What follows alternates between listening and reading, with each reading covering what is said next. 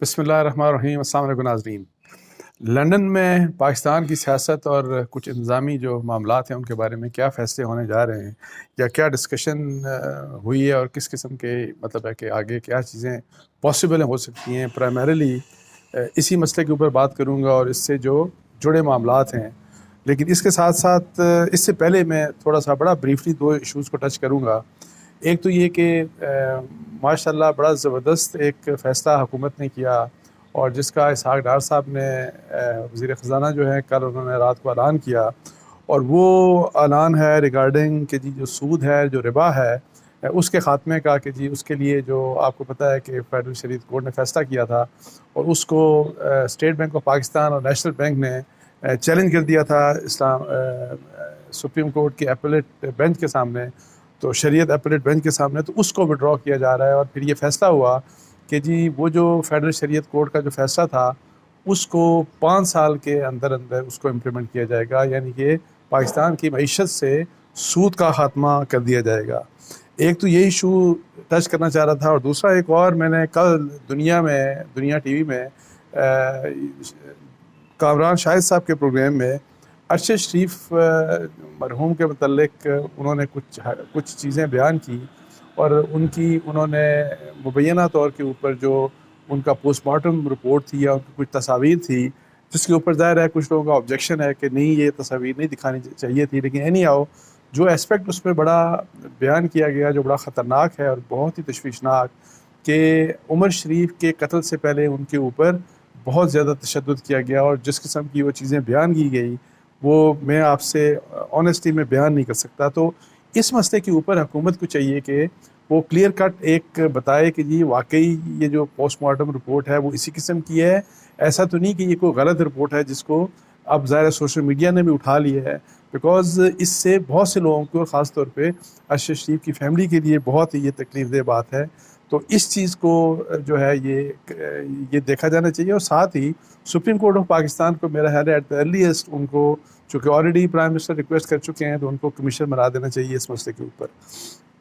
अब आते हैं जो सियासी मामला है जो जिसके ऊपर मैं प्राइमरीली डिस्कस करना चाह रहा था।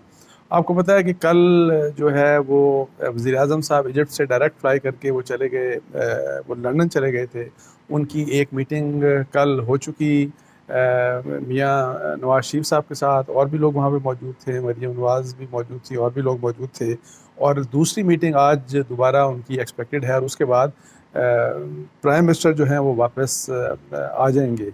अच्छा, अब ये है कि जी डिस्कशन ज़ाहिर है जो भी फ़ैसले होने हैं, बहुत सी चीज़ें तो मैं आपको बताऊं बड़ी क्लियर हैं, क्लैरिटी है उसमें ऑलरेडी आ चुकी थी, लेकिन ये जब से ये मामला चला कि जी कुछ लोगों ने अप्रोच किया प्राइम मिनिस्टर शहबाज शरीफ साहब को भी और PMLN की टॉप लीडरशिप को, मतलब नवाज़ शरीफ साहब को भी, कि यही वाली बात कि जी आप कन्विंस करें मौजूदा आर्मी चीफ को कि वो एक्सटेंशन लें 6 महीने की। और उस मामले में चूँकि कुछ कॉम्प्लिकेशंस पैदा हो गई कि ये किस किस्म का, ये क्या नया मामला सामने आ गया, क्योंकि पहले तो ज़ाहिर है ऑलरेडी ऐलान कर चुके थे जो आर्मी चीफ, और उसके बाद एक अंडरस्टैंडिंग और उसके बाद एक, मैं आपको बताऊँ, कंसेंसस भी, ऑलमोस्ट एक कंसेंसस ऑलरेडी मौजूद है प्राइम मिनिस्टर और शहबाज शरीफ साहब में कि किसको हमने आर्मी चीफ बनाना है। नाम लेना, देखें बहुत से ज़ाहिर है नाम, एक आध नाम बहुत दिया जा रहा है सोशल मीडिया के ऊपर, और कुछ लोग शायद मेन स्ट्रीम मीडिया के ऊपर भी बात कर रहे हैं, लेकिन ऑन माई पार्ट ये बड़ा मेरा ख्याल है गैर मुनासिब होगा कि जब तक हुकूमत खुद ऐलान नहीं करती तो मुनासिब नहीं है कि जी आप इस तरह किसी का नाम लें। लेकिन इतना मैं आपको बता दूं कि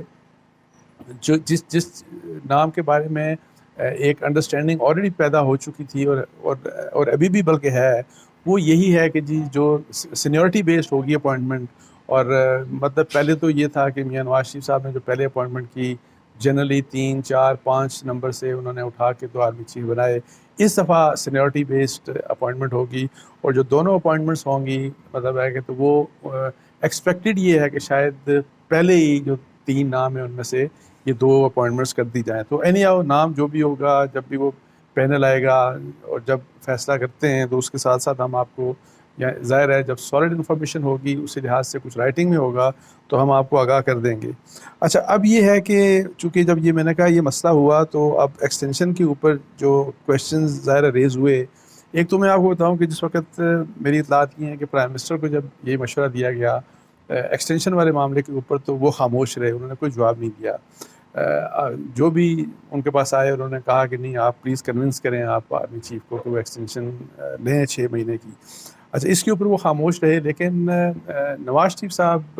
जो हैं वो बड़े, वहाँ पे बड़ी क्लैरिटी है। एक तो वो ये कि वो एक्सटेंशन के हक़ में बिल्कुल भी नहीं है कि एक्सटेंशन नहीं होनी चाहिए किसी भी लिहाज से। एक्सटेंशन ज़ाहिर है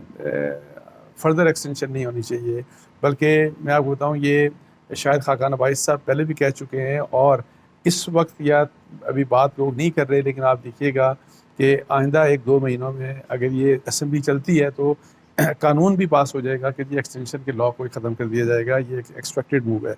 लेकिन जहाँ तक मियाँ साहब की मैं बात कर रहा था, एक तो बड़ी क्लैरिटी है कि कोई एक्सटेंशन नहीं, फिर किसको आर्मी चीफ होना चाहिए उसके ऊपर भी एक अंडरस्टैंडिंग उनकी है, मौजूद है। और उस अंडरस्टैंडिंग में मैं जैसे कह रहा हूँ कि ना सिर्फ शहबाज शरीफ साहब बल्कि उनके जो कोलिशन पार्टनर्स हैं, ये एक आपको पता है कि वर्बल डिस्कशन जिस तरह होती है, बहुत से आप PMLN के लोगों से भी आप वैसे बिहाइंड द सीन बात करें, ऑफ द रिकॉर्ड बात करें, वो भी आपको बता देंगे कि कौन एक्सपेक्टेड होगा। सिर्फ वो नहीं, बल्कि आप मौलाना फजल रहमान साहब के लोगों से बात कर लें, आप पाकिस्तान पीपल्स पार्टी के लोगों से बात कर लें। Excuse me. तो एक अंडरस्टैंडिंग ऑलरेडी डेवलप हो चुकी है। तो अब ये है कि ये मसला तो क्लियर है, लेकिन जब एक्सटेंशन वाली बात जो मैं कह रहा हूँ कि मियाँ नवाज शरीफ साहब तो उसके बारे में कोई एम्बिग्विटी नहीं है। और अब देखना सिर्फ ये है कि शहबाज शरीफ साहब चूँकि फैसला प्राइम मिनिस्टर ने करना है, तो क्या वो वाकई जो भी एडवाइस है मियाँ नवाज शरीफ साहब की वो मानेंगे, या वो कुछ और फैसला भी कर सकते हैं। बिकॉज शहबाज शरीफ साहब के मामले में मैं आपको एक बात बता दूं कि अगर आप उनके पास्ट को भी देखें तो इन इश्यूज़ के ऊपर वो प्रेशर लेते हैं, और वो जनरली वो जो है इस किस्म के प्रेशर में आ जाते हैं, और वो फ़ैसला करते हैं कि जो शायद असूली तौर के ऊपर नहीं किया जाना चाहिए। और मैं आपको बताऊं कि एक्सटेंशन के बारे में मेरा जो अपना व्यू है वो मैं कई दफ़ा आपके सामने बयान कर चुका। तो इस लिहाज से जिस वक्त मैं आपको कल भी शायद बता रहा था कि जिस वक्त राहिल शरीफ साहब आर्मी चीफ थे, तो उनकी एक्सटेंशन के लिए भी पूरी इनकी कोशिश थी शहबाज शरीफ साहब की, और ये बार बार एडवाइस करते रहे उस वक्त प्राइम मिनिस्टर नवाज शरीफ साहब थे कि उनकी एक्सटेंशन उनको कर दें, उनकी एक्सटेंशन कर दें। ऐसा ना हो कि कुछ और हो जाए, कोई मार्शल लॉ लग जाए, या ये हो या वो हो। लेकिन मियाँ नवाज शरीफ साहब ने कहा था कि ऐसा कुछ नहीं। और अभी मियाँ नवाज शरीफ साहब का ये व्यू है कि इस मसले के ऊपर जो भी आपने फ़ैसला करना है अपने वक्त पे फ़ैसला कर लें, और ये बिल्कुल खामोशी, इसके ऊपर कोई किसी चीज़ में मतलब ना मीडिया के ऊपर बात करने की ज़रूरत है, ना कहीं और बात करने की ज़रूरत है। खामोशी के साथ जैसे ही टाइम आता है वो आप फ़ैसला कर लें। आप मतलब है कि अभी कुछ दिनों में आप पैनल मंगवा लें, पैनल मंगवा के तो जिस तरह से भी आपने फ़ैसला करना है वही फ़ैसला, मतलब है कि उनका जो है कि जी इस तरह आप फ़ैसला करके तो आप उसको नोटिफाई कर दें। किसी किस्म की मतलब है कि किसी के साथ ना मीडिया के ऊपर ना अदरवाइज़ किसी के साथ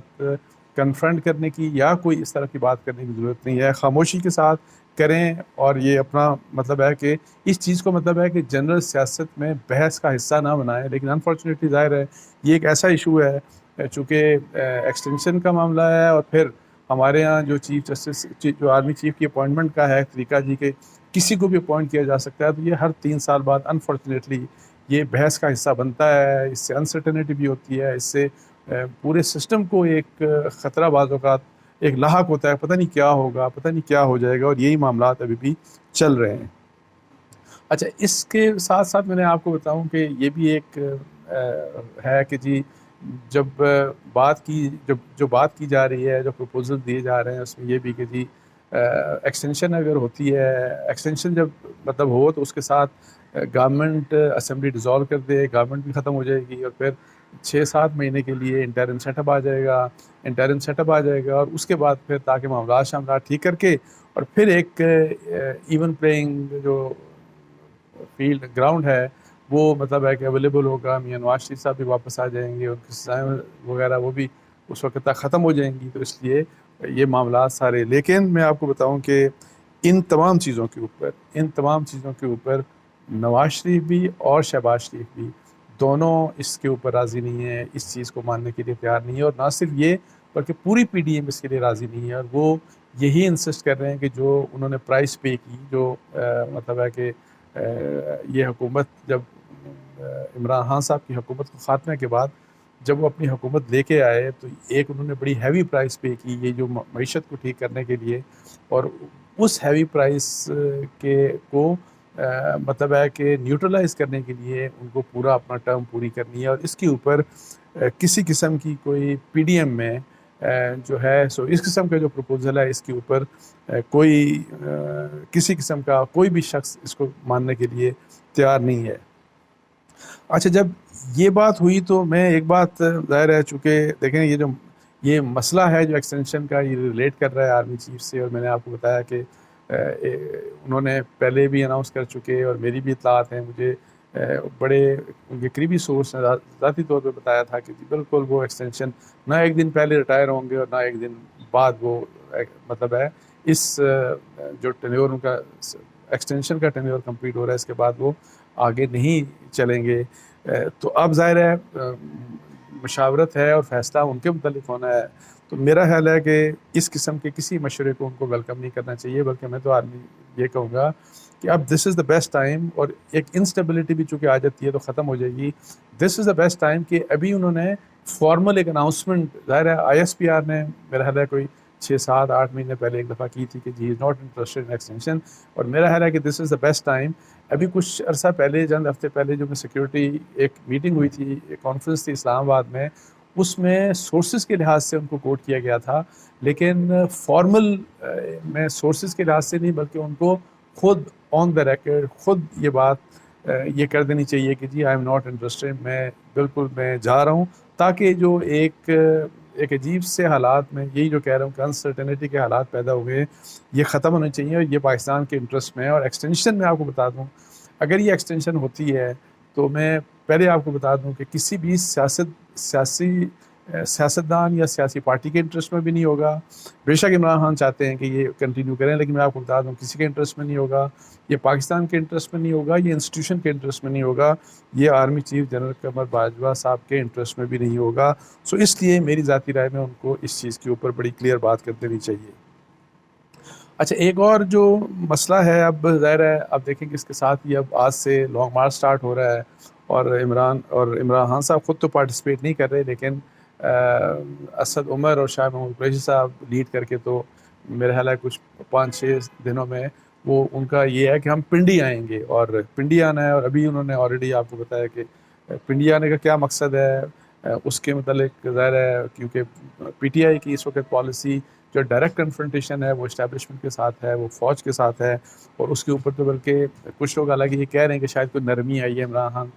खान साहब में कोई नरमी नहीं आई। अब तो उन्होंने बल्कि ये भी कह दिया है कि जी वो एक और नाम दे रहे हैं, और वहाँ पे कि जी ISI के कंट्रोल रूम में वो जो मेजर जनरल साहब बैठे थे उनके साथ कौन बैठा था, तो इस तरह की बात। तो एनी हाउ वो जो इमरान खान साहब जिस पेस के साथ और जिस रास्ते के ऊपर वो चल रहे हैं वो बड़ा ख़तरनाक रास्ता है, और इसका सबसे बड़ा नुकसान मैं आपको बता दूं